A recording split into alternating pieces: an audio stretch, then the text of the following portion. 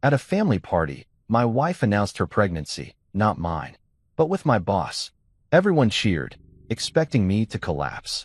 My wife's sister said, "We all know your boss have been doing your wife for a year, and you didn't even notice, loser." I raised a toast, smiling, just like I did with your daughter. "You're going to be a grandma. Surprise." Their faces turned pale. Minutes later, the police broke in and the real nightmare began. My name's Jordan Hale, and if there's one thing 12 years of marriage has taught me, it's that silence in a woman is more dangerous than a ticking bomb in a fireworks factory. Clara had been way too cheerful lately, the kind of smile that says, "I'm hiding something that'll make you question every life decision you've ever made." At first, I figured maybe she just found a new skincare routine or finally won her passive-aggressive war with our neighbor over the recycling bin. But no, that smile had layers. And every time she said, "Everything's fine," I felt like I should start digging a bunker. It was a regular Saturday, which in our house meant chaos disguised as domestic peace. Our teenage son, Dylan, was glued to his Xbox, mumbling strategies about dominating the leaderboard, which, for the record, does not pay rent.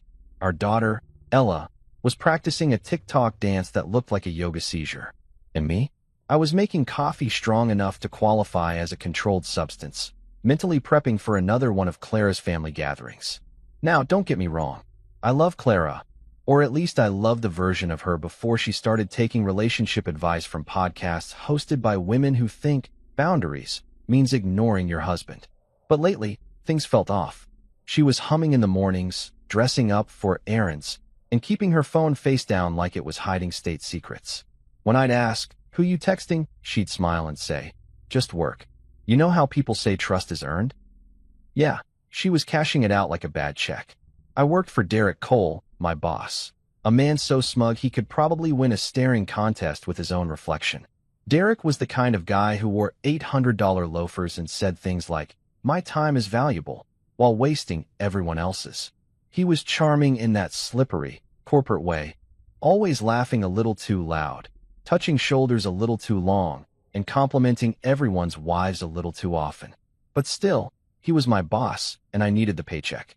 The morning of the family celebration, Clara was fluttering around the kitchen like she was auditioning for a commercial.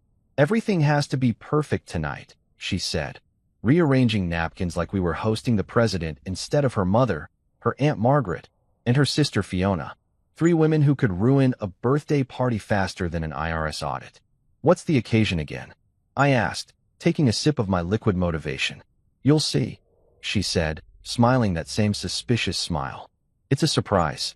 That's when I knew I was in trouble. In our marriage, surprise usually translated to emotional damage. By 6 p.m., the house looked like Pinterest threw up on it. Scented candles, cheese boards, twinkle lights, the works. I was dressed in the nice shirt Clara picked out, which was code for the one you can't stain with barbecue sauce. As family members started trickling in, I mentally prepared for the circus. First came Aunt Margaret, carrying a casserole dish that smelled like regret and onions. She hugged me like I'd just returned from war. "Jordan, dear, you've lost weight." "Trouble at home," she said, smiling sweetly. "You look tired." "I have 2 kids and a mortgage," I replied. "I've been tired since 2009. Then Fiona arrived, Clara's younger sister and self-proclaimed truth-teller. She was wearing sunglasses indoors and sipping wine like she was being paid by the gulp. Fiona never needed a reason to cause drama. She just considered it cardio. "Jordan," she said, smirking, "still working for that hot boss of yours? What's his name again? Derek something?" "Cole," I said flatly. "Yeah, still working for him." "Someone's got to fund your gossip addiction." She laughed, that fake laugh people use when they're offended but can't admit it. "You always were funny," she said. Pity Clara doesn't think so anymore. That one stung, but I smiled through it. I'd learned long ago that silence was the only weapon that made Fiona nervous. By the time Clara's parents showed up, I'd already had 3 glasses of wine. Her dad, Harold, shook my hand like he was trying to crush my career prospects, and her mom, Evelyn, looked at me with the same disappointment she reserved for undercooked chicken. "Jordan," Evelyn said, "you still at that little job of yours? Still paying your daughter's credit card bills with it?" I said before I could stop myself. Clara shot me a look that said, "Sleep with one eye open." Dinner was tense. Small talk bounced around the table like a wounded bird. I complimented the food, Harold complained about taxes, and Aunt Margaret told a story about a neighbor's colonoscopy that killed everyone's appetite. I tried to zone out, focusing on the potato salad. It was safer than eye contact. But Clara was glowing, laughing, chatting, sipping wine, touching her phone every few minutes. When I asked what was so funny, she said, "Just work stuff." "Work stuff, huh?" "Sure. Because everyone's corporate emails are that hilarious." After dinner, she stood up, tapped her glass, and said, "Everyone, can I have your attention?" I froze mid-sip. Oh no, not the announcement tone. I'd heard that tone before. It was the same one she used when she told me she bought a $3,000 ergonomic couch that felt like sitting on wet bread. Clara smiled, that picture-perfect grin that made my stomach churn. "I just want to say how much I appreciate all of you being here tonight. It's been such a special year." I nodded politely, pretending to care while silently praying this was just another sales pitch for her latest yoga retreat. Then she took a deep breath and said, "I have some wonderful news." The room went still. Even Fiona stopped sipping. "I'm pregnant." The room exploded in applause and gasps. Aunt Margaret clutched her pearls, Fiona squealed, and her mom started crying like she just won the Price is Right. Me?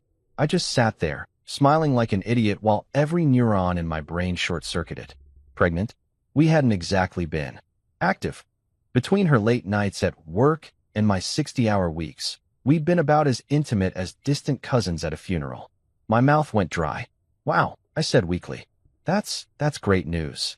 She beamed at me, but something about the way her eyes darted toward her phone made my stomach twist. I felt like the punchline to a joke I didn't understand yet. Then, from across the table, Fiona spoke. "Oh, don't act surprised, Jordan. We all know Derek's been doing your wife for a year." Silence. Dead silence. You could have heard a credit card decline. Clara's face turned ghost white, and the room collectively stopped breathing. I looked around, every pair of eyes on me, waiting for an explosion. They wanted fireworks. They wanted a scene. Instead, I laughed. Quiet at first, then louder. The kind of laugh that makes people question your mental stability. I leaned back in my chair, looked at Fiona, and said, "You sure about that?" She smirked. "Everyone knows." "Well," I said, raising my glass. "Congratulations, I guess. I always said Derek was good at taking my workload." A nervous chuckle rippled around the table. Clara stammered, "Jordan, that's not true. She's lying." "Sure," I said, still smiling. "Because Fiona is such a beacon of honesty." Her dad slammed his fork down. "This is ridiculous." I stood up, poured myself another drink, and said, "You're right, Harold. It is ridiculous.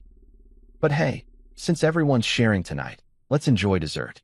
I have a feeling it's going to be unforgettable." And just like that, I knew my life was about to split clean down the middle, before and after that night. I didn't know exactly how ugly it would get, but one thing was clear. The silence was officially over, and the chaos had just RSVP'd. You ever walk into a room and instantly feel like your very existence ruined someone's evening? Yeah, that's every time I attend a Hale, Winter's family gathering. Clara's family doesn't need an occasion to assemble. They just need a target. And guess who usually wears that bullseye? Yours truly. If sarcasm burned calories, I'd be shredded by now. The Winters women, Clara's mom Evelyn, her sister Fiona, and her Aunt Margaret, could turn a baby shower into a courtroom drama. Evelyn, the matriarch, looked at me the way TSA agents look at water bottles over 100 milliliters. Fiona, the eternal gossip, never arrived without a secret and a drink. And Aunt Margaret? That woman collected rumors like stamps, only with more enthusiasm and less accuracy. The night started like every other hostage situation disguised as family bonding. The living room smelled like scented candles and judgment. There were cheese platters, wine glasses, and that one cousin who always found a way to bring up politics right before dessert. I brought a bottle of Merlot as a peace offering, even though I knew what I was really bringing was ammo for gossip, because if I didn't bring wine, they'd say I was stingy. If I brought it, they'd say I was trying too hard. Lose-lose situation. "Jordan," Evelyn sang, her fake smile so polished it should have had its own Instagram filter. "How's work?" "Still there," I said, matching her energy with a deadpan grin. "Still paying for your daughter's Amazon therapy sessions." She blinked like I'd spoken Latin. Clara elbowed me, whispering, "Behave." I whispered back, "Tell your mom to start it." The thing about the Winters clan is that everything is fine until it isn't. I could feel something brewing that night. Clara was glowing, but not in the "I love my husband" kind of way. More like the "I have a secret and can't wait to ruin your life with it" kind of glow. She kept checking her phone, smiling that guilty smile people wear when their conscience is on vacation. Dinner started civil enough.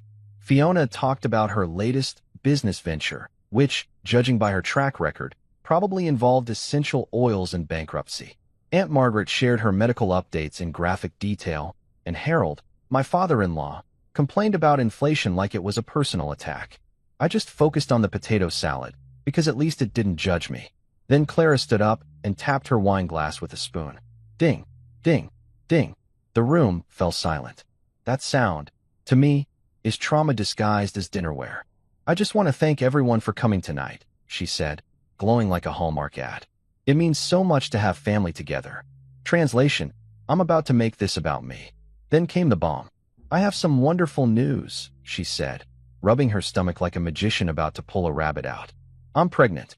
The room erupted like someone hit the laugh track button. Gasps, applause, cheers. Aunt Margaret clapped so hard she nearly dislocated something. Evelyn started crying instantly, the good kind of tears, the kind that say, "Finally, something to brag about at church." Harold grunted approvingly. And me? I sat there smiling, but inside, I was having a full-blown existential crisis. Pregnant? With whose baby? Because unless I've got supernatural swimmers that survived my vasectomy, something wasn't adding up. I felt my heart race, not from joy, but from the sudden realization that the universe was about to hand me a plot twist I did not order. Clara locked eyes with me, her smile tight, forced. I tried to act happy, I really did. I nodded, raised my glass, and said, "Wow, that's amazing, honey." But my voice cracked like a pubescent teenager. Then Fiona, God bless her chaotic soul, decided it was her moment to shine. She leaned back in her chair, swirling her wine like a Bond villain. "Oh, don't act surprised, Jordan," she said, smirking like she was reading from a script. "We all know Derek's been doing your wife for a year." And just like that, silence. The kind of silence that hits harder than any shout. The air thickened. Forks froze midair. Even the candle flames seemed to pause in disbelief. My brain short-circuited. I blinked once. Twice. The laughter in the room died so fast it gave me whiplash. My wife's face turned pale as printer paper. Evelyn gasped. Harold's jaw dropped. Aunt Margaret looked like she'd just been given front-row seats to her favorite soap opera. "Fiona," Clara hissed, her voice shaking. "That's not true." "Oh, please," Fiona said, shrugging. "Half this room's heard the rumors. You two practically had a couple's retreat at Derek's lake house last summer." My jaw clenched so tight I could taste metal. "That lake house trip. Yeah, I remember it. Clara told me it was a team-building weekend. I stayed home fixing the damn fence while she was out networking. Guess she was building more than professional connections." Evelyn shot Fiona a glare. "Fiona, you always go too far." "Too far," Fiona laughed. "I'm telling the truth for once. And suddenly I'm the bad guy?" I looked around at the chaos unraveling. Harold was yelling. Evelyn was crying. Clara was begging for everyone to stop. And Fiona was playing victim while topping off her wine. The whole scene felt like a live episode of Family Feud, Dysfunctional Edition. And me? I just sat there. Calm. Too calm. Everyone expected me to explode. Throw the table, scream, storm out. But honestly, I was past that. When your world falls apart enough times, you stop reacting. You just start observing, like, yes, betrayal, again. Classic Tuesday. I smiled. That confused them. "Jordan," Harold said, his voice firm. "Say something, son." I looked up slowly, scanning the faces around me. "What's there to say?" I asked, shrugging. "Apparently, everyone here already knows more about my marriage than I do." Clara's eyes filled with tears. "Jordan, please, it's not. Save it," I said softly, still smiling. "It's a family night. Let's not ruin the vibe, right?" That smile. God, I could feel it unnerving them. People panic when you don't react the way they expect. Fiona leaned forward. "You're just going to sit there and take it?" "Take what?" I said, leaning back. "You already did the talking for everyone." The silence that followed could have killed Wi-Fi. Aunt Margaret fanned herself dramatically. I, I think I need air, she said, stumbling toward the door like she'd just witnessed a crime. Clara stood there trembling, tears streaming down her face. You don't believe her, do you? I looked at her for a long time, then said, I think I'll wait for the DNA test. Harold slammed his fist on the table. Enough. This is not the place. No. I interrupted, raising my glass. This is exactly the place. It's family, right? The same people who knew before I did. Evelyn whispered. Jordan, please, don't make this worse. Worse, I said, laughing. Ma'am, I think we've already hit rock bottom and started digging sideways. That did it. Fiona stood up, pointing at me like she was starring in some courtroom drama. Don't turn this around on me, Jordan. Maybe if you'd been a better husband. I cut her off. Oh, Fiona, please. Don't start rewriting history. You can't even manage your own life without turning it into a group project. She gasped. You arrogant. I raised my glass higher. To family, I said cheerfully. Because who needs enemies when you have in-laws? No one laughed. Clara broke down crying. Evelyn was fanning her. Harold muttered about calling a priest, and I just sat there, savoring my drink, because at that moment, chaos felt oddly liberating. I leaned back, looked around, and thought, so this is what it feels like when everything burns down quietly. I wasn't planning my revenge yet. I wasn't angry, not yet. But deep down, under the calm, I could feel it brewing. The kind of anger that doesn't shout, it calculates. Because if they wanted a show, I was about to give them one they'd never forget. I looked at Fiona one last time and said with a smirk, Careful what you wish for, sweetheart. Sometimes the calm one's just loading the next chapter. You know that weird stillness after an explosion, when your ears are ringing, the smoke's hanging in the air, and everyone's just blinking, trying to remember what planet they're on. Yeah, that was my living room after I dropped the Lily's pregnant nuke. Nobody moved. Nobody breathed. The only sound was Aunt Margaret wheezing on the floor beside her wine glass like she was halfway to meeting Jesus. The smell of potato salad and family dysfunction lingered like bad perfume. Fiona was the first to come back to life, and boy, she came back swinging. She lunged across the table like a drunk raccoon, shrieking, You liar! You disgusting! How dare you! I stepped back, because I'd seen this woman drunk on Thanksgiving, and she fights like she's auditioning for WWE. Oh, please, I said, ducking as she grabbed for my sleeve. You think I'd lie about something this stupid? Trust me, Fiona, I didn't have to aim high to beat your family's moral standards. Evelyn screamed, Stop it. Everyone stop it. We're family, Harold yelled. You've embarrassed us all. Clara was sobbing so hard her mascara was dripping down her face like melting asphalt. Derek wasn't there, thank God, but spiritually speaking, his ghost was definitely hovering over that cheese board. I don't know what it says about me that I felt completely calm through it all. Maybe it was shock, maybe it was the Pinot Noir, or maybe I'd just reached that spiritual level of marriage burnout where chaos starts to feel like jazz music, wild, improvised, and somehow fitting. I raised my hands, palms out, like I was surrendering to reason. Look, everyone calm down. We've all said and done some questionable stuff tonight. Clara made an announcement. Fiona added her own commentary. I just followed the theme. Theme? Fiona spat. You've ruined my daughter's life. You're right, I said dryly. Lily deserved better than me. But then again, so did I. Harold slammed his fist on the table. You've humiliated this family. Which part? I asked. The part where your daughter cheated on me with my boss, or the part where I returned the favor? I was just trying to keep the karma balanced. That's when Clara stood up, eyes wild, pointing at me like I was the Antichrist. You're making this up? You're just trying to destroy me. Her voice cracked, and suddenly, the room went from dramatic to downright operatic. Destroy you? I laughed, genuinely laughed. Clara, you're doing that all by yourself. I'm just here for the commentary. Fiona turned on her sister, her face twisted in confusion and rage. Wait, is this true? Were you really? No. Clara screamed. Of course not. Evelyn gasped, clutching her pearls like they were oxygen. Clara. Harold's voice trembled. Tell me this man's lying. Clara's lips quivered. She opened her mouth, closed it again, and right then, that tiny pause said everything. The whole family saw it. The truth had just strolled into the room wearing flip-flops and holding a margarita. Fiona gasped. Oh my God, you really did. She turned to me. You, oh my, How long have you known? Long enough, I said. The signs were there. Long work hours, unexplained hotel receipts, and that one perfume she started wearing that smelled like deceit and citrus. You're insane, Clara shouted, tears streaming down. You're humiliating me in front of my family. Correction, I said. Your family's doing that for me. I'm just narrating the highlights. She threw her napkin at me. You've lost your mind. No, I've lost my patience, I said. My mind's been gone since I said I do in front of your mother. Harold looked like he was about to pass out, muttering, This is unbelievable, absolutely unbelievable. Fiona, ever the opportunist, seized the moment. So, let me get this straight, she said, eyes narrowing at her sister.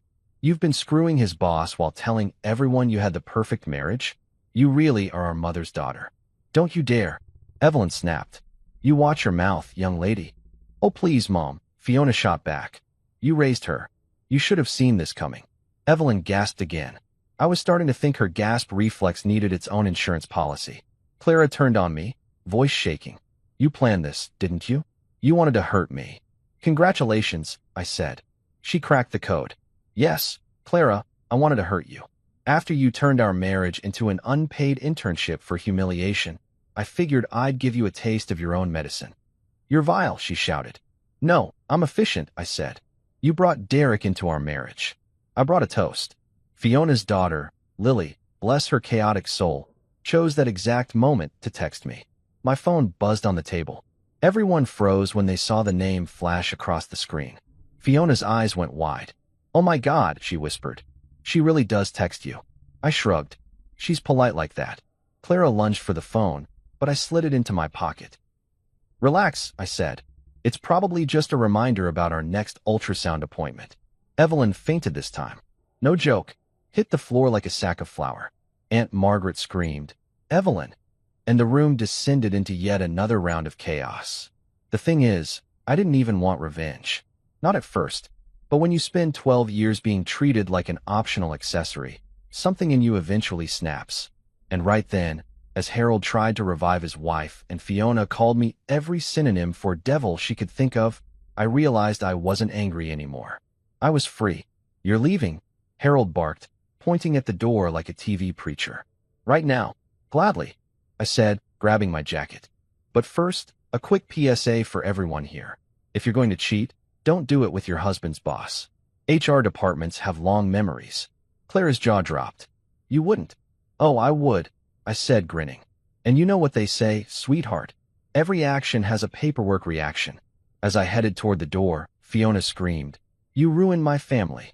I paused, looked back, and said, Funny, that's what your sister said about me. Guess it's my turn. Harold tried to stop me, but Evelyn groaned from the floor. Let him go. Let him burn in his shame. Ma'am, I said politely. At this point, shame's a vacation destination for me. Then I walked out. Outside, the night was calm and quiet, complete opposite of the circus I'd just escaped. I stood on the porch, the cool air hitting me like a reset button. For a second, I thought about just driving off and never coming back, starting fresh somewhere new. But then the door burst open behind me. Clara stormed out, mascara streaked, eyes blazing. You bastard, she screamed. How could you do this to me in front of my family? I turned around slowly, folding my arms. You mean the family you used to lie to me about when you said you were working late? Don't act shocked, Clara. You lit the match. I just built the fireworks. I hate you, she spat.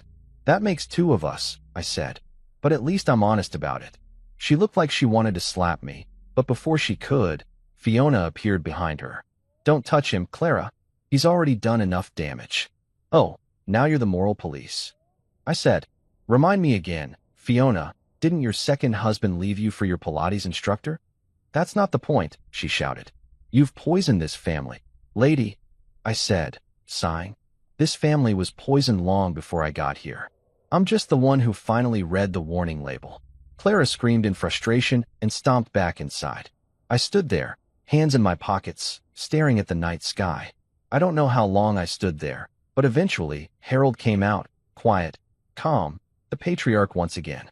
Jordan, he said, voice low. You've caused a mess tonight. With all due respect, Harold, I said, I just uncovered one. Your daughter's been cheating, Your other daughter's running her mouth, and your wife's pretending not to know. I just said it out loud. You could have handled this privately, he said sternly. You think she gave me that option? I asked. She made the announcement. Fiona made the accusation. I made the toast. I call that teamwork. Harold rubbed his temples. You're a stubborn man. And you raised stubborn women, I said. Guess it runs in the family. He sighed. You know this isn't over, right? Oh, I'm counting on it, I said, heading toward my car.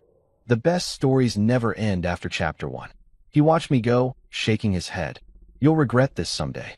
I smiled over my shoulder. Nah, I'm too tired for regret. When I got in the car, I sat there for a minute, engine off, staring at the faint glow of the house. Through the window, I could still hear shouting, Clara screaming, Fiona crying, Evelyn probably calling a priest. It was beautiful, in a twisted, poetic way. I turned the ignition, rolled down the window, and said quietly to myself, and that, ladies and gentlemen, is what happens when you underestimate the quiet guy. I drove off, not toward home, because honestly, I wasn't sure what that meant anymore, but toward the only diner in town that stayed open late. I ordered pancakes, bacon, and a cup of coffee strong enough to dissolve my conscience. The waitress, a woman named June with too much eyeliner and zero patience, gave me a curious look. Rough night? She asked. I laughed. You could say that. Wife trouble, she guessed. Something like that, I said. Family dinner gone nuclear. She poured my coffee. You look like a man who finally said what he needed to say. Yeah, I said, stirring in sugar. I finally did. She smirked. Good for you. Most men don't. Trust me, I said, taking a sip. Most men shouldn't.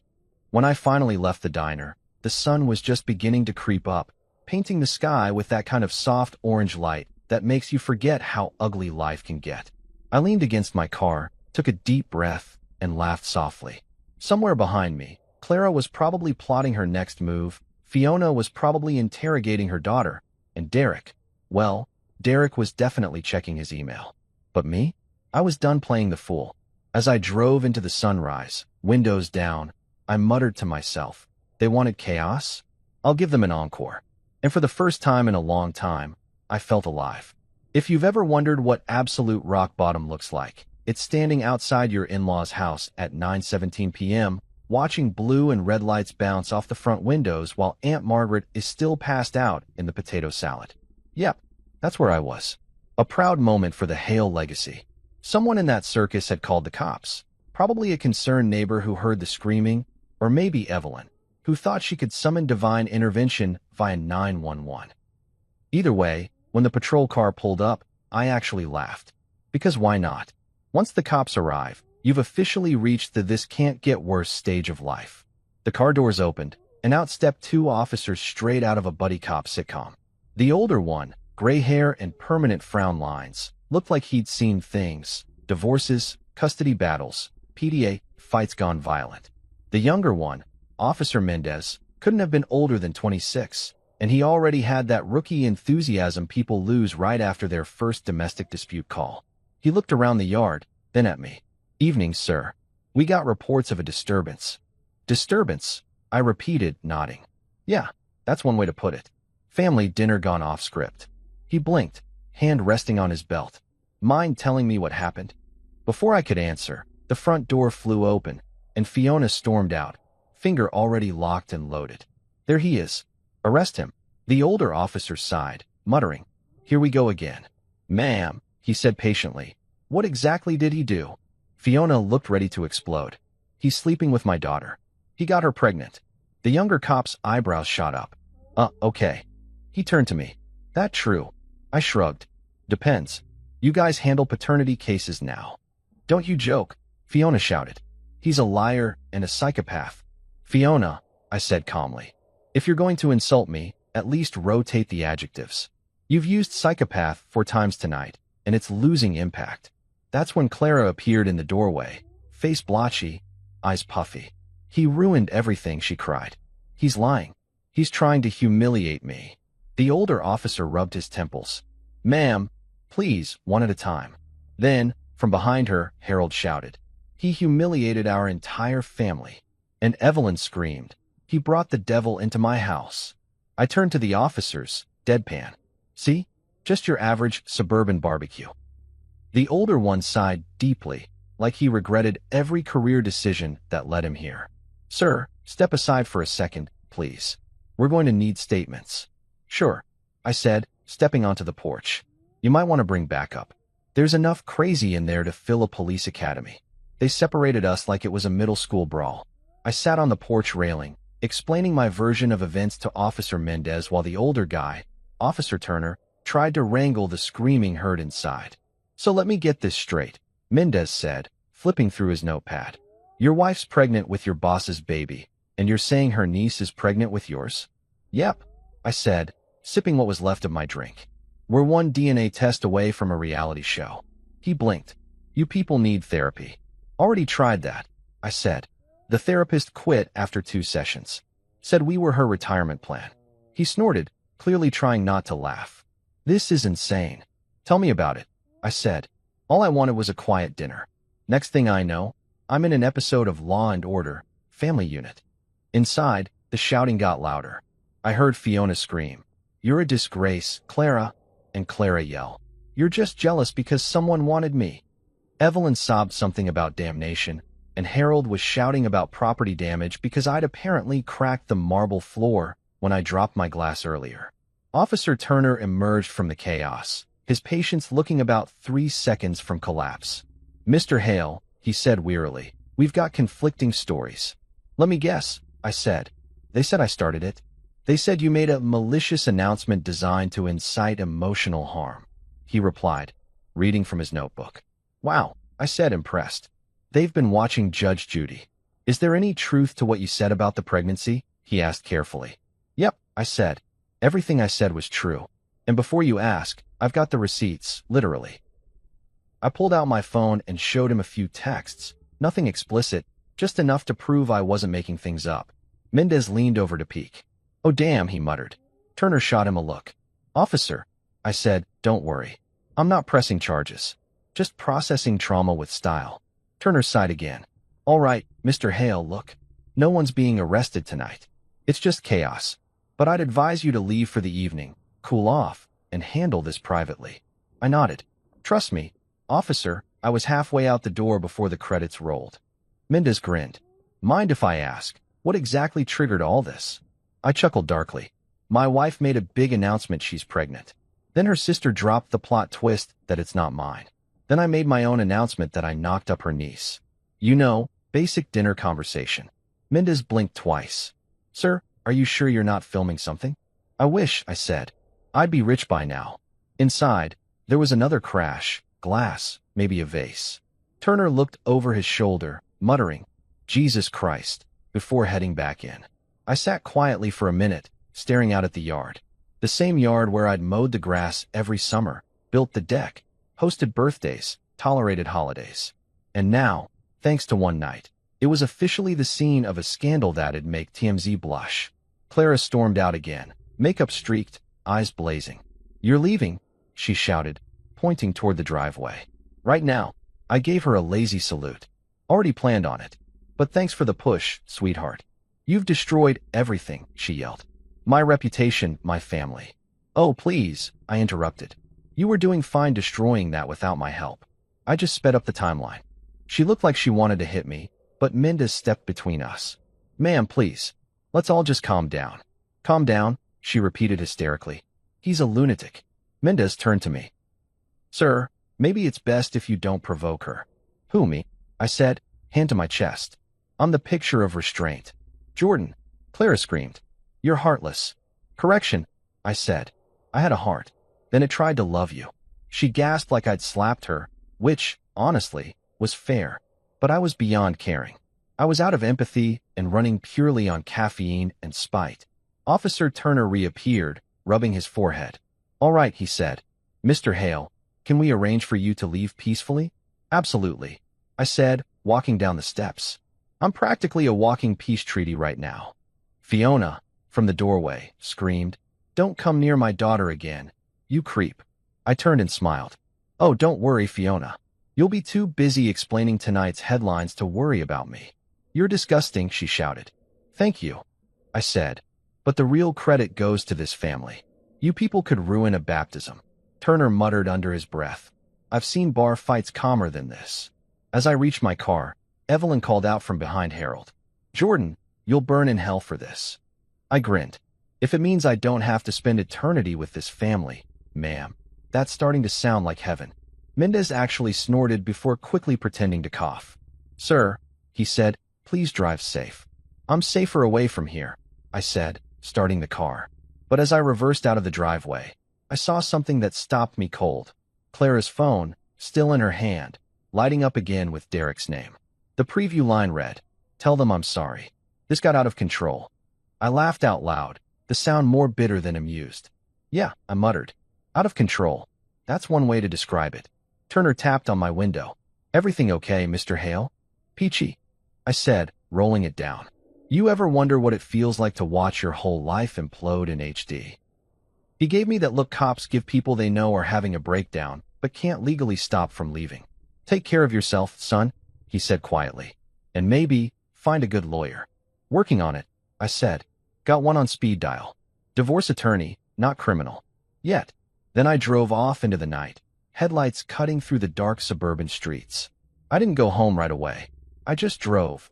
Past the grocery store where Clara once made me wait 2 hours for just milk, past Derek's office building that now looked like a crime scene in my brain, past every corner of town that used to feel normal. By the time I pulled into a cheap motel off the highway, it was past midnight. The neon sign buzzed, half-lit, reading Vacant Y. How poetic. I checked in under my real name because, honestly, who was coming after me? Harold with a Bible? I threw my bag down on the creaky bed, stared at the ceiling, and laughed until I cried. My phone buzzed again. This time, it wasn't Clara, it was Lily. Lily, I heard what happened. Are you okay? Me, define okay. Lily, they're saying you went crazy. Me, nah? I went honest. There's a difference.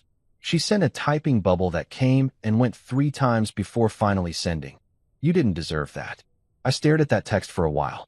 Then I typed back, thanks. But maybe I did. Maybe this is what it takes to hit reset. The TV in the corner was playing some rerun of Cops, and I couldn't help laughing again. The irony was almost cinematic. When I finally shut the lights and laid down, I realized something strange. I felt lighter. Like a man who'd been carrying 1,000 pounds of polite silence and finally dropped it. The world hadn't ended. It had just gotten quieter. And somewhere out there, Clara was still probably screaming, Derek was still texting, Fiona was still swearing, and the cops were still filling out paperwork they'd never forget. But me? I was finally off duty. Tomorrow, I'd deal with lawyers, HR, and whatever fresh storm was coming. But tonight, I was just a guy in a motel bed, staring at a cracked ceiling, free for the first time in years, and grinning at the thought that my life had officially turned into a legend every cop at the station would gossip about for weeks. You'd think after detonating your marriage, detonating your career, and detonating your in-laws' sanity all in one night, you'd get at least one good night's sleep. But no, turns out guilt snores louder than Clara. I woke up at 5:43 a.m. in a motel bed that smelled like bleach and bad decisions, staring at a water stain on the ceiling that looked like Jesus shaking his head at me. My head pounded like karma was knocking. I checked my phone. 17 missed calls, 8 voicemails, and 23 unread texts, most of them from numbers I didn't save, because emotional survival requires deleting half your contact list. I scrolled through. One from Clara, we need to talk. Delete. One from Fiona, you'll pay for what you did. Delete. One from Derek, oh yeah, that guy. You've ruined everything. Screenshot. Future entertainment.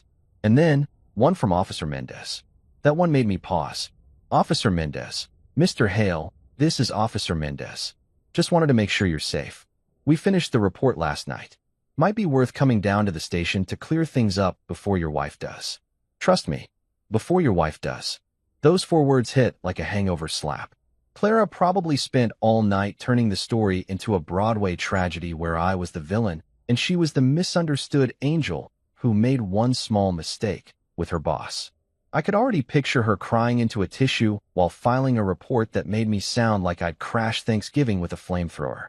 I dragged myself out of bed, threw on the same jeans and hoodie from the night before, and stared at my reflection in the cracked mirror.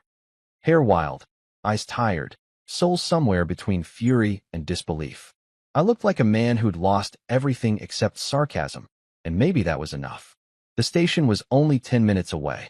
The drive felt like a funeral procession for my old life. Every red light seemed to hold me hostage with my own thoughts. How I got here, how I ignored every warning sign, how the woman who once called me her forever now probably listed me as threat level, moderate. When I walked into the station, the front desk officer looked up and grinned. "Ah, Mr. Hale, the man of the hour." "Great," I said. "Glad my trauma's trending." He chuckled. "You're in luck. Mendez is in the back." "Coffee. Only if it's strong enough to erase last night," I said. He poured me something that tasted like burnt tar and regret. Mendez appeared a few minutes later, wearing the same uniform, same calm face, but with that look cops get when they know drama's about to keep paying their overtime. "Jordan," he said, motioning me into a small room. "Hell of a night." "That's one word for it," I said, taking a seat. He sat across from me, flipping open a folder. "So here's the thing. Technically, there's no criminal complaint against you. Yet. But your wife came in this morning." I snorted. "Of course she did. She gave her version of events," he said. "Wanted it on record." "Let me guess," I said. "I became aggressive, endangered her family, and emotionally traumatized the children of God." He smiled slightly. "You're not far off. She claims you verbally harassed her and created a hostile environment." Fiona backed her up. "Fiona backing someone up? That's new. Usually she's too busy throwing people under the bus." He flipped a page. "Her parents also mentioned that you made graphic public claims of infidelity." "Yeah, because that's exactly what happened." "Which," he said carefully, "they're calling slander." I leaned back. "So let me get this straight. My wife cheats on me, announces her pregnancy to my face. Her sister outed her affair. I responded in kind, and I'm the problem?" He shrugged. "Welcome to domestic disputes in suburbia." "Unbelievable," I muttered. "What happens now?" "Honestly," Mendez said, "nothing serious, unless she tries to press charges for harassment. We'll keep it on record, but it's just a paper trail at this point. You might want to file your own report, though." "A report?" "Yeah," he said. "Document your side. Helps later if things escalate. Which, based on your family's performance, they will." I sighed. "Great. My life's officially a police file." "Could be worse," he said. "Could be a Netflix documentary." That made me laugh. "Give it time." He slid a form across the table. "Just summarize the events from your perspective." I took the pen. "You sure you want me to be honest? Because if I start describing Fiona, this could turn into a roast." "Just the facts," he said, suppressing a grin. I started writing. "Family gathering turned volatile due to revelation of spousal infidelity." Subject, me, responded with equal opportunity truth bomb. Result, verbal altercation, emotional combustion, arrival of law enforcement, 0 casualties except 1 potato salad. Mendez leaned over my shoulder, reading. "You're not wrong." When I finished, I slid the paper back. "There. Short, sweet, and accurate." He looked at it and said, "You ever thought about writing comedy?" "Buddy," I said, "I'm living one." He chuckled. "All right, Mr. Hale, I'll file this. But heads up, your boss Derek called the station too." I froze. "You're kidding." "Nope. Said you threatened his professional reputation. Wanted to know if he could seek legal protection from harassment." I laughed so hard I nearly choked on my coffee. "He's the guy who was sleeping with my wife, and I'm the harasser?" "Technically, you outed him in front of witnesses," Mendez said. "So legally, it's a gray area." "Gray area?" I repeated. "What's black and white about sleeping with someone else's wife?"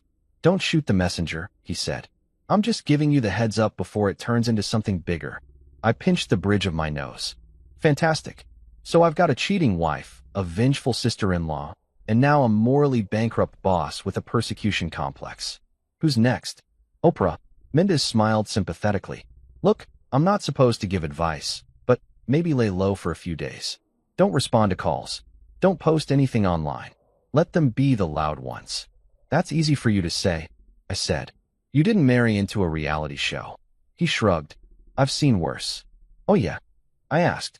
"Worse than your wife sleeping with your boss and your in-laws turning it into a press conference." He grinned. "Once had a guy whose wife ran off with their family priest and took the church van." "Okay," I admitted. "You win."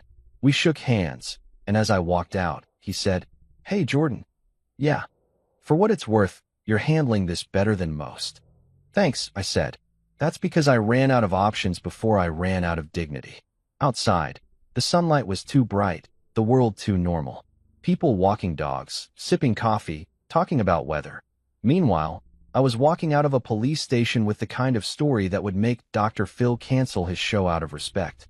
I stopped by a gas station for another coffee, because apparently, caffeine was the only thing holding my sanity hostage. As I poured it, my phone buzzed again. This time, it was a number I didn't recognize. I almost ignored it, but curiosity won. Mr. Hale, a smooth voice said. This is Sharon Wells. I'm an attorney representing Mr. Derek Cole. Of course she was. Good morning, Sharon, I said flatly.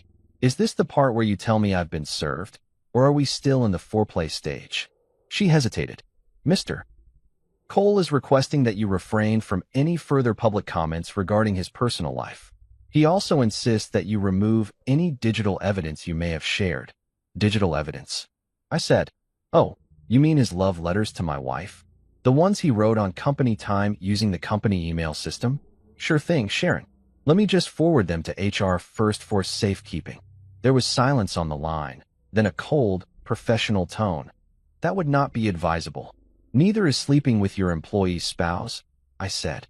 But hey, we all make bad calls. She sighed. Mr. Hale, my client wishes to avoid escalation. Tell your client I wish I'd avoided marriage, I said, and hung up. I stood there for a long moment, phone still in hand, smiling. It wasn't a happy smile. It was that kind of broken, sarcastic grin people get when they realize the worst is over and the cleanup's just beginning. When I got back to my motel room, I found a folded piece of paper slipped under the door. No envelope, just my name written in neat, shaky handwriting. I opened it. Jordan, this is Officer Turner. We closed the case report for now, but FYI, your father-in-law came down this morning.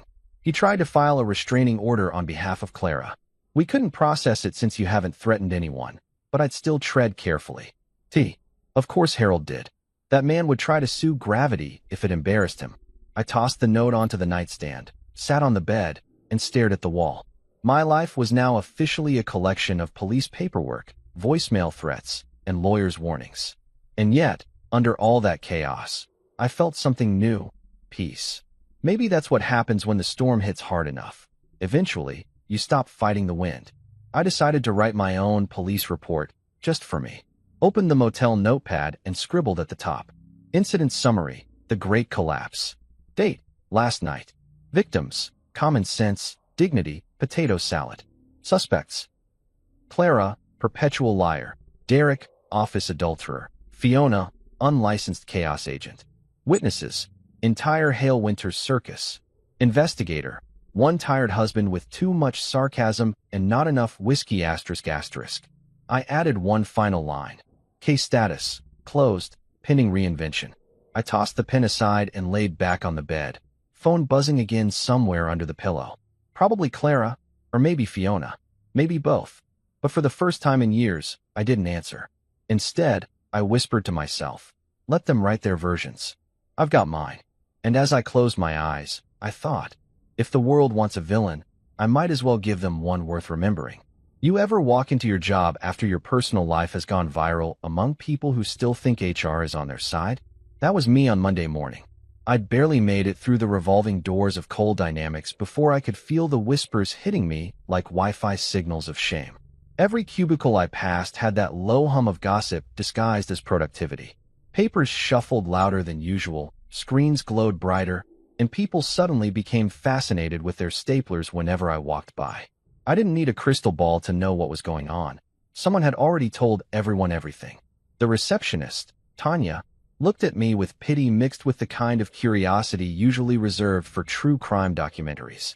Morning, Jordan, she said, voice soft like she was talking to a hospice patient. Morning, Tanya, I said. How's life in the rumor mill? Her eyes darted around nervously. I didn't say anything. Of course not, I said. The walls probably did it themselves. I kept walking, pretending not to notice how half the office had their phones angled like they were checking emails while recording for TikTok. If I ended up as a trending hashtag, I at least hoped the caption was creative, something like hashtag the employee of disaster. My desk was exactly where I'd left it, right next to the break room where people pretended to refill their coffee just to eavesdrop. My inbox had 57 new messages, and half were from people who hadn't spoken to me since 2019. One subject line read, "Are you okay, bro?" Another said, "Heard you had a rough weekend. Let's grab lunch." Sure, now they cared. I powered up my computer, fully expecting my access to be revoked. Nope, it still worked. Either HR hadn't caught up yet, or Derek was too busy explaining to his wife why team building now came with ultrasound photos. I was halfway through deleting pity emails when I heard the sound that could make any grown man's soul shrivel. Jordan, in my office. Now, Derek's voice, smooth, commanding, and currently trembling with rage. I stood up, straightened my tie like a man heading to his own execution, and walked toward the corner office where the glass walls were now a stage for humiliation. The door slammed shut behind me. Derek was standing by the window, jaw tight, veins visible. "You humiliated me in front of everyone," he said. I leaned on the chair across from him.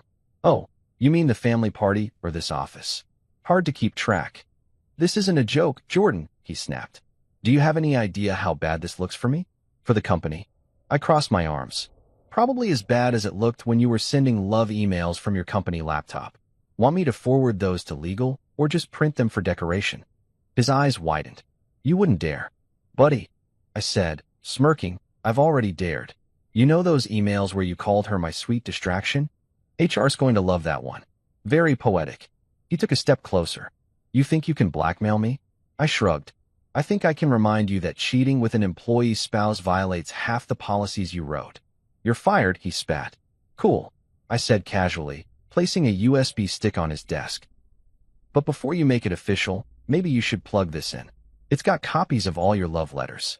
I figured you'd want souvenirs before IT wipes your drive." He didn't touch it, just stared at me, jaw clenching so tight I could hear the enamel cracking. "Jordan," he said slowly, "you've made a mistake. I can ruin you." I laughed. "Buddy, my wife already beat you to it. The rest is just bonus material." He glared at me. "You think this makes you some kind of hero? You're a joke." "No," I said, smiling. "I'm an employee who finally read the fine print. Turns out, loyalty doesn't pay as well as leverage." He pointed at the door. "Get out before I have security remove you." I stood, leaned across the desk, and said, "No need. I've already removed myself from the company's Slack. But you might want to log out of your own before HR does it for you." As I left, Tanya pretended to look busy while watching every second of my walk back through the office. I swear someone whispered, "He actually did it." Another whispered, "Legend." Honestly, I kind of liked that one.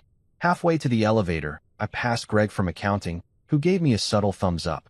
"Heard you dropped the boss like a mixtape," he said under his breath. "Something like that," I said. "Stay tuned for the remix."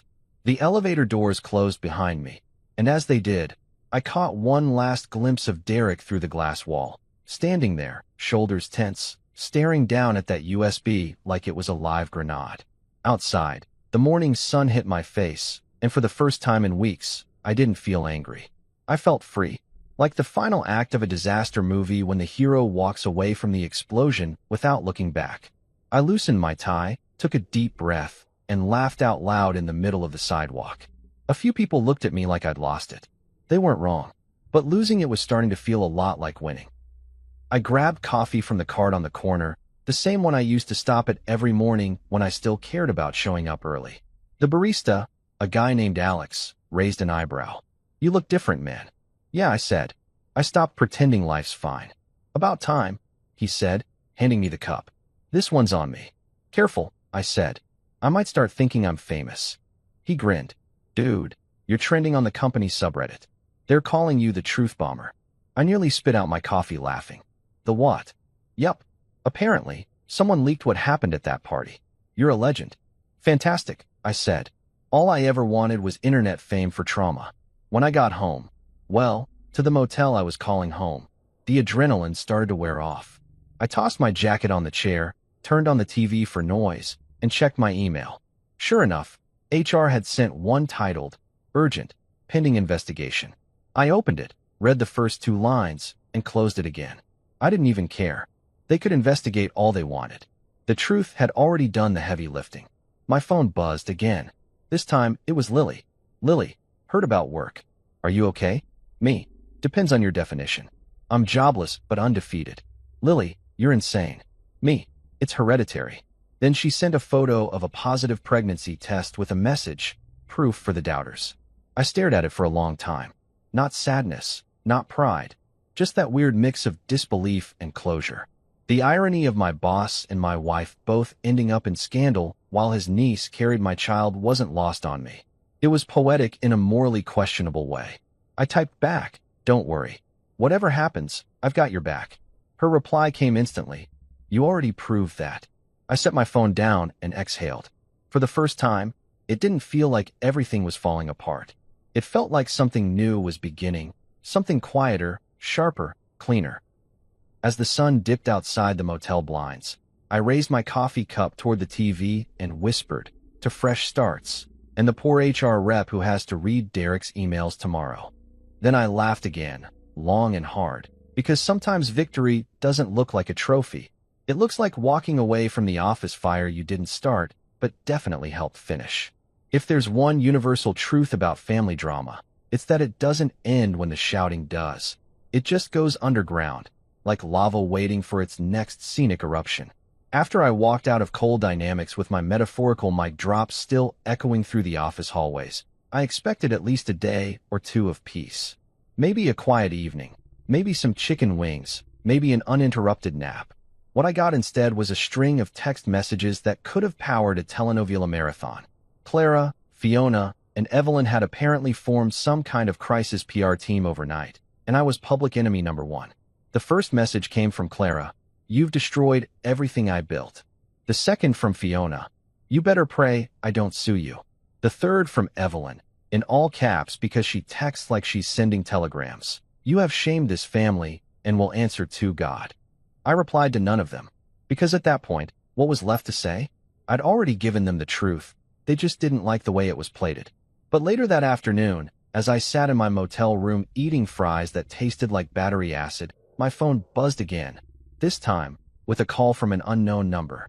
Normally, I'd let that go to voicemail, but something told me this one was worth the misery. "Jordan," a quiet voice said. "Lily," I sighed. "Please tell me this isn't about another family group chat." She laughed softly, the kind of laugh that carries exhaustion and defiance at the same time. "You're practically famous now. My mom's been on the phone all morning, crying to anyone who'll listen. Apparently, you seduced me to get revenge on Clara." By the time I got there, the sun was setting behind the rows of identical houses, casting everything in that suburban golden light that makes even dysfunction look cinematic. I parked across the street, took a deep breath, and reminded myself that I had already survived worse, like marriage counseling with a woman who thought silence was foreplay. When I walked through the front door, the room fell silent. It was like walking into a courtroom where everyone had already decided the verdict. Evelyn sat at the head of the table clutching her Bible like a weapon. Harold stood beside her, arms crossed, face red enough to power a stoplight. Fiona was pacing, phone in hand, whispering to someone, probably a lawyer who regretted answering. Clara was sitting near the fireplace, mascara perfect this time, clearly rehearsed for her role as the wounded wife. "Jordan," Evelyn said, her voice trembling with righteous fury, "we didn't invite you." "Then it's a good thing I don't need an invitation," I said, shutting the door behind me.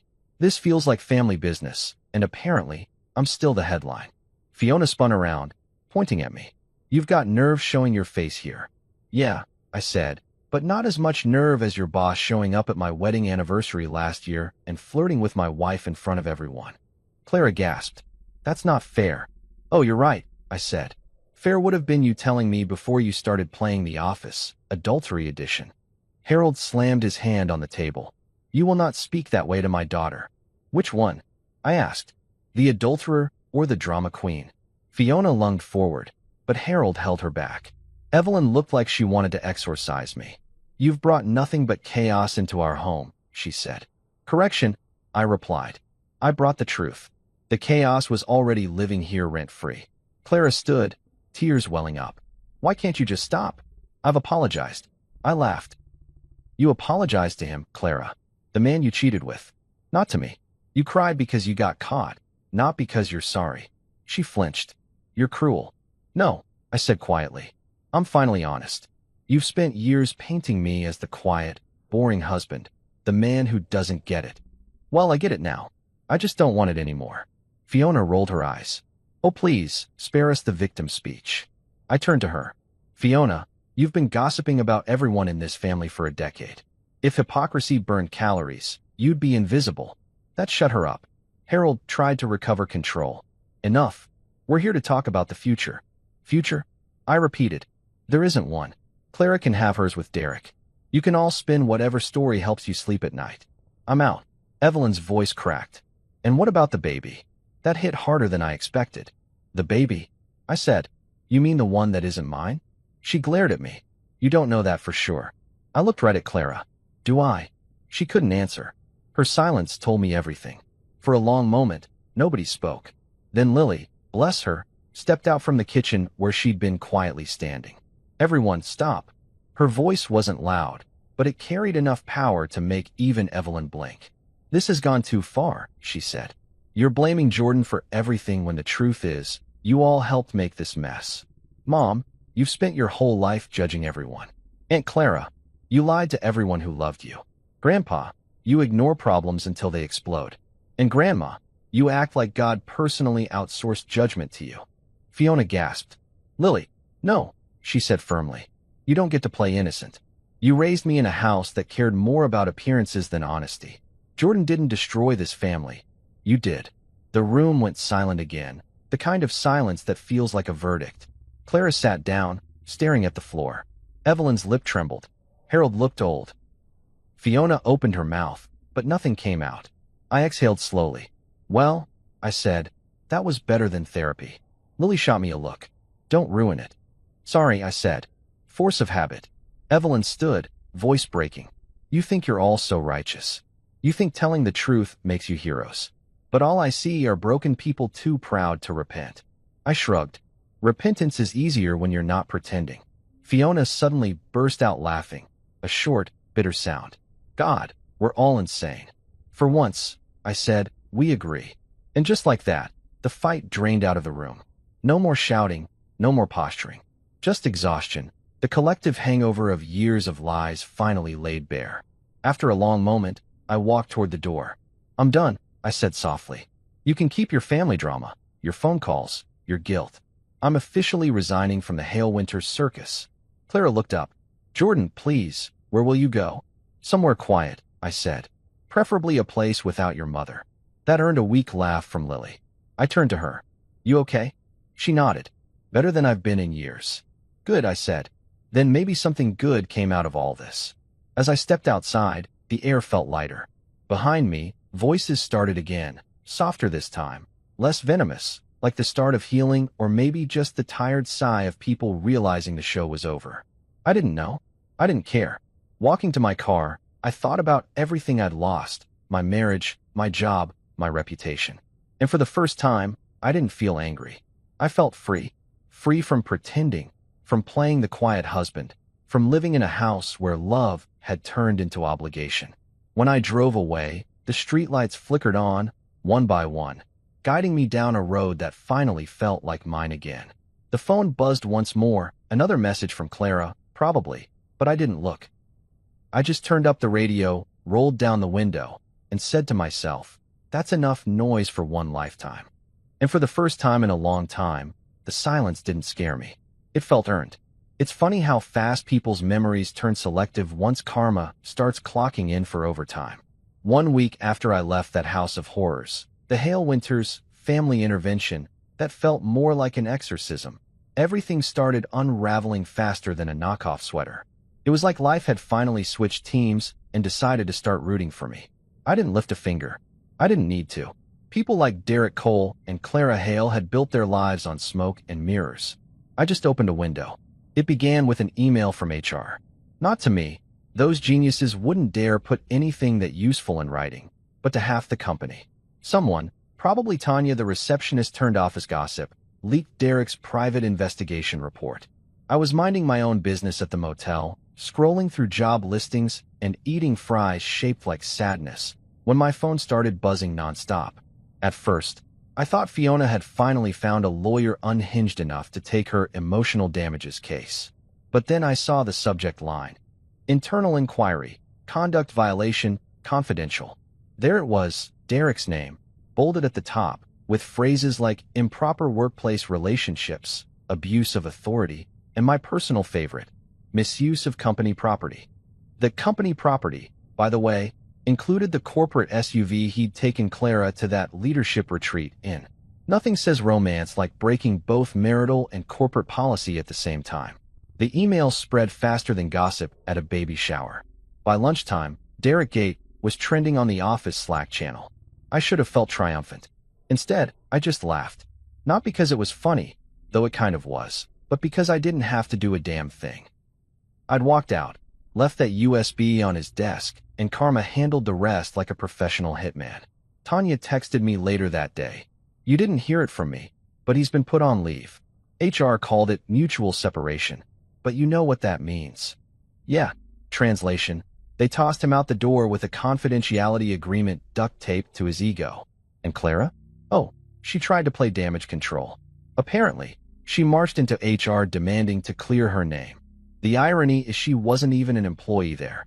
She was just a woman who couldn't stand losing her access to free coffee and whispered validation. According to Tanya, she cried, shouted, and even blamed me for fabricating everything. HR didn't care. They had Derek's company emails, timestamps, hotel receipts, the kind of evidence that would make a divorce lawyer's pupils dilate. By Friday, Derek's office was empty. His nameplate gone, his corner desk cleared out, his framed Employee of the Year photo quietly removed from the wall. Tanya sent me a picture of the empty room with the caption, "Looks like the king's lost his castle." I replied, he should have invested in better foundations. Still, I didn't celebrate. Not yet. See, I'd been around long enough to know that just because someone else's ship sinks doesn't mean you automatically float. I was unemployed, semi-homeless, and running dangerously low on the kind of optimism you can't buy at a gas station. But somewhere between the quiet and the chaos, I realized something. I wasn't scared anymore. For the first time in 12 years, my life wasn't about cleaning up someone else's mess. I could actually build my own. So I did. I started with what I knew best: project management, logistics, fixing the kind of messes people like Derek usually caused. I reached out to a few contacts who still respected me, even after the public meltdown. One of them, an old coworker named Mason, was now running a mid-sized consulting firm out of Denver. He'd heard the gossip, of course, everyone had, but he didn't judge. "Man, I always said Derek was too pretty to be ethical," he told me. "You want work?" I got contracts piling up. And just like that, I was back. Not in some cubicle pretending to respect people who didn't earn it, but on my own terms. I started as a contractor, managing logistics for construction startups, then helping small firms streamline their operations. I wasn't getting rich, but I was finally sleeping through the night, which felt like winning the lottery. Meanwhile, Clara's world was burning like a scented candle left unattended. Fiona's daughter Lily told me everything. Apparently, the family had split into two warring factions, Team Clara and Team Fiona. Team Clara believed I was a manipulative monster who'd ruined a good woman's life. Team Fiona believed Clara was Satan in a sundress. Aunt Margaret switched sides 3 times in 1 week, depending on who brought her wine. Evelyn tried to keep peace by quoting scripture until even God was like, "Ma'am, please." Lily called me one night, her voice soft but tired. "They're exhausting," she said. "I can't stay here anymore." "Then don't," I said. "You're an adult. Start over." "With what money?" she asked. I hesitated for a second, then said, "I'll help you. Not because of this situation. Because you deserve a chance." There was a pause. "Jordan," she whispered, "you don't have to fix everything." "I know," I said, "but sometimes helping someone else feels less like fixing and more like healing." She didn't answer for a long time. Then she said, "You're a better man than they ever gave you credit for." "Yeah, well," I replied, "my Yelp reviews are terrible." A week later, Lily moved out. Fiona tried to sue me for influence and interference, but even her lawyer looked embarrassed writing it down. She dropped it when Clara's affair became public record in Derek's termination file. The hypocrisy was too thick to swim in. Then came the kicker. Clara called me. I almost didn't pick up. Almost. But curiosity's a cruel thing. Jordan, she said softly, I just wanted to apologize. I laughed. For what? The cheating, the lying, or the part where you tried to turn your family into my firing squad? She sighed. I didn't mean for things to get so bad. Clara, bad was when you slept with my boss. Everything after that was just bonus content. I miss you, she said. You don't have to believe me, but I do. That's funny, I said. Because I stopped missing you the day I realized peace doesn't argue back. Can't we talk? She pleaded. I just want to explain. Explain what? I said. That you picked a guy who tanked both his career and yours? That your family's at war over your choices? Or that you're still pretending to be the victim? Jordan, please. Clara, I interrupted. If loyalty were Wi-Fi, you'd still be buffering. There was silence on the line, just her shaky breath. Then she said, I hope one day you forgive me. I took a deep breath, staring at the motel ceiling. I already did, I said quietly. But forgiveness doesn't come with a reunion tour. I hung up, and for the first time, there was no guilt. No what if. Just peace. 2 months later, Derek's name resurfaced again, this time in the business section of a local paper. Headline: Former executive faces ethics investigation and divorce proceedings. His wife had left him, taking half his assets in their lake house. The article mentioned potential criminal charges related to corporate fraud. Apparently, he'd been moving funds around to cover the costs of his little work trips. I didn't smile. Okay, maybe I smiled a little. By spring, I had a small office downtown, a desk, a decent coffee machine, and clients who actually paid on time. Mason offered to make me a partner. I said no. I wasn't building an empire. I was rebuilding myself. Slow, steady, unglamorous. One morning, I walked to the window with my coffee and looked out over the city, buses honking, people hurrying, sunlight catching on glass towers. The world was still messy, but it was mine again. And then, like clockwork, life decided to give me one last reminder that closure isn't always quiet. My phone buzzed with a text from Tanya. FYI, Derek's suing the company for wrongful termination. They're countering with your evidence. HR wants your statement. I laughed so hard I spilled coffee on my shirt. That night, I sent HR every file I had. Emails, receipts, the whole treasure chest. Within a week, Derek's lawsuit was dead in the water. He went from suing for damages to begging for settlement. I didn't get a thank you note, but I didn't need one. His career was done. The best part? HR quietly offered me a consulting gig. Internal ethics review, they called it. Basically, they wanted the guy who exposed their golden boy to help rebuild the system he broke. The irony was delicious. I accepted, of course, but only after making sure the job title read independent contractor. I'd learned my lesson about loyalty contracts. And that's how the comeback started. Not with revenge, not with a grand speech, but with something simpler. Choice. My choice. To stop explaining, to stop apologizing, to stop letting people write my story for me. These days, when people ask about the whole saga, I tell them the truth. Yeah, it happened, I say. Yeah, it was ugly. But sometimes the best thing someone can do for you is ruin you, because then you finally start building from scratch. And when they ask about Clara, I shrug. She got what she wanted, I say. A new life. It just came with the fine print she didn't read. As for me, I got mine too. Not flashy, not loud, just calm. The kind of calm that used to scare me. The kind that feels earned. And that's the thing about comebacks. They're not about proving anyone wrong. They're about proving to yourself that you were never as broken as they hoped. Here's the thing about surviving a public disaster. You start expecting fireworks when the credits roll, but all you get is quiet. Real, bone-deep quiet. The kind that makes you wonder if you're finally at peace or just in the eye of another storm. By the time Derek Cole's name was officially dragged through the business news, and Clara's social circle quietly deleted her from their wine night group chats, I thought maybe, just maybe, my story had reached the last page. But life, being the sarcastic comedian it is, doesn't let you close the book that easily. It keeps writing in the margins. The irony hit first thing that Monday morning.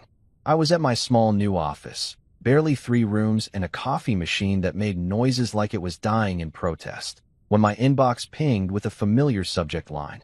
Cole Dynamics, internal audit follow-up.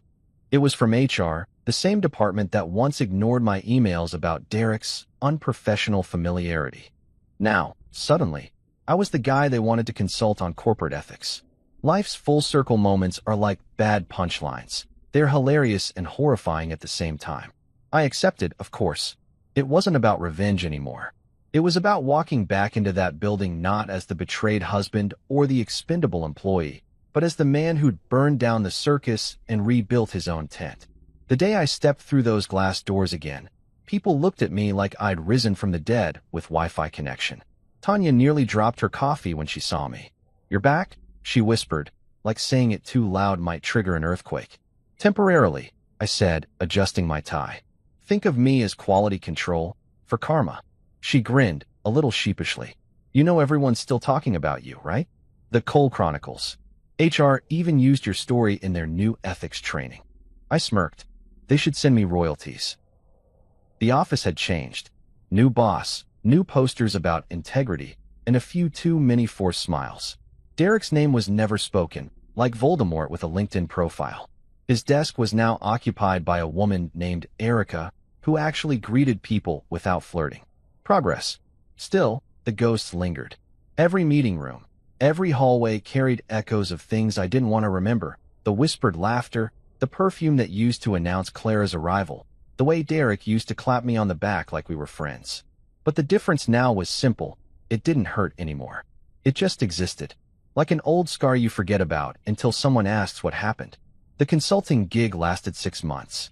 Long enough to watch the company turn over its entire top management. Long enough to see Derek's name quietly scrubbed from every project he ever led. And long enough for me to realize I didn't need that world anymore. When my contract ended, HR begged me to stay. I told them, "No thanks. I've learned that being indispensable to the wrong people isn't a compliment. It's a trap." After that, I poured everything into my own work. My small consulting business grew faster than I expected. Turns out, a man with nothing left to lose can be dangerously productive. Clients liked that I didn't sugarcoat things. I told CEOs their systems were broken and employees their leaders were frauds, and somehow, they paid me more for the honesty. Irony again. The same bluntness that once got me in trouble now paid my mortgage. One afternoon, a few months later, I was sitting in my office reviewing invoices when my phone buzzed. Unknown number. I stared at it for a few seconds, debating whether to answer. Curiosity won. "Jordan Hale," a calm, familiar voice said. I recognized it immediately. "Derek." For a moment, I just stared out the window, the city buzzing beneath me, the sound of cars and wind mixing like background music. "You've got nerve calling me," I said finally. "I know," he said, his tone heavy. "I just needed to say something." "Let me guess," I said. "You found God? You're on a self-discovery journey? You want forgiveness?" He sighed. "I wanted to apologize." I laughed quietly. "Apology accepted in advance. Saves time." "I'm serious," he said. "Everything's gone. The job, the money, my wife filed for divorce. I even lost the lake house." "Tragic," I said flatly. "Maybe you can write a memoir. From corner office to couch surfing." He ignored the jab. "I know I ruined a lot. And I know you probably hate me, but I wanted you to know that Clara's struggling. She's been through." "Don't," I cut in. "Don't you dare play messenger for her. She didn't ask me to call," he said. "I just thought you'd want to know." "What I want," I said, "is to never hear her name again. You too made your choices. You burned the bridge, built a gazebo on the ashes, and then hosted a pity party. I RSVP'd no." He was silent for a while, then said, "You really haven't changed." "Wrong," I said. "I finally have." I hung up, and I swear, the moment I did, I felt something lift off me. Maybe it was closure, maybe it was pride, maybe it was just relief that I didn't owe anyone anything anymore. A few weeks later, I got an email from Lily. She'd moved out of state, new apartment, new job, and apparently a healthy baby boy. She sent a photo. Big eyes, curious face, a little tuft of dark hair. "Meet Noah," she wrote. "He's got your sarcasm already. Thank you for helping me start over." I mean it. I stared at that photo for a long time. Not as a father, not as a savior, but as a man who'd somehow helped something good grow out of chaos. I wired her some money the next day. No note, no lecture. Just quiet support. She didn't owe me gratitude, and I didn't need credit. That was the difference between then and now. I'd finally learned the art of letting things be what they were. Then came the most unexpected twist of all. I was at a networking event downtown, the kind of thing where everyone pretends to care about innovation, while secretly counting how many shrimp cocktails they can grab before someone notices. I was mid-conversation with a guy from a software startup when I heard a voice behind me say, "Jordan." I turned, and there she was. Clara. If I'd seen her on a street corner, I might have walked right past. She looked smaller, the kind of tired that no spa package fixes. Still beautiful, but hollow around the edges. She smiled weakly. "Hi." I blinked. "You've got to be kidding me. I didn't know you'd be here," she said quickly. Can we talk?" "I'm pretty sure we used up our talk quota around the time you blew up our marriage," I said, sipping my drink. "I deserve that," she admitted. "But please, Jordan, just 5 minutes." Against my better judgment, and maybe out of morbid curiosity, I nodded. We stepped out to the balcony, away from the noise. The city lights stretched beneath us, 1,000 tiny reminders that the world keeps spinning whether you heal or not. She exhaled. "I heard about Derek." "Hard not to," I said. "He's basically a cautionary tale now." Her eyes flickered.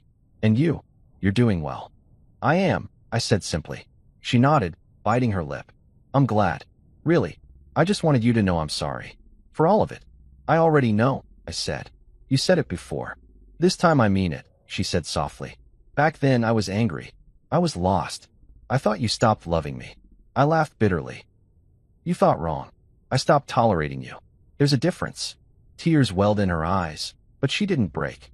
"I was selfish. I know that now. I wanted excitement. I wanted someone to make me feel seen. But I see now that what I had with you was the real thing, and I threw it away." For a long moment, I said nothing.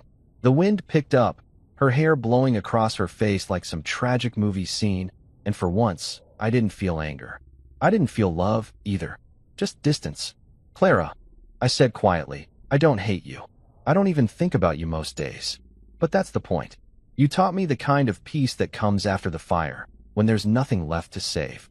She swallowed. "So that's it." "That's it," I said. "You'll go your way, I'll go mine.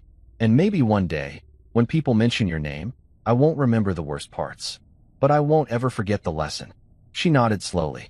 "You always were too good at turning pain into philosophy." "I had a lot of practice," I said. We stood there for a few seconds in silence. Then she said, "Take care of yourself, Jordan." "I already am," I said and walked away. That was the last time I saw her. Months passed. Seasons shifted.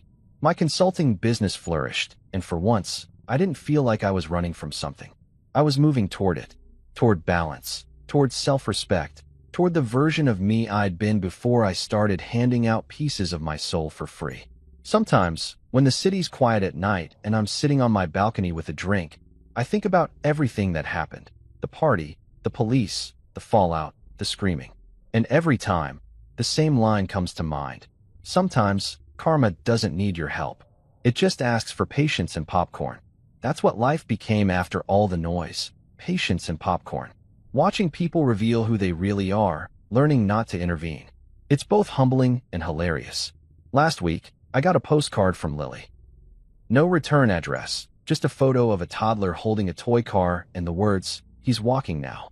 I smiled, placed it on my fridge, and thought, good. Keep walking, kid. Don't ever look back.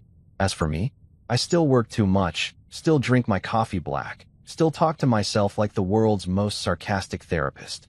But when people ask why I don't date anymore, I just grin and say, because I already survived a soap opera and sequels usually suck. The truth is, I'm not afraid of love. I'm just not desperate for it anymore. I found something better, peace that doesn't ask for permission. And maybe that's the ultimate irony. After years of being the punchline in other people's stories, I finally became the author of my own. Not perfect, not polished, but honest. And in this world, that's rarer than forgiveness.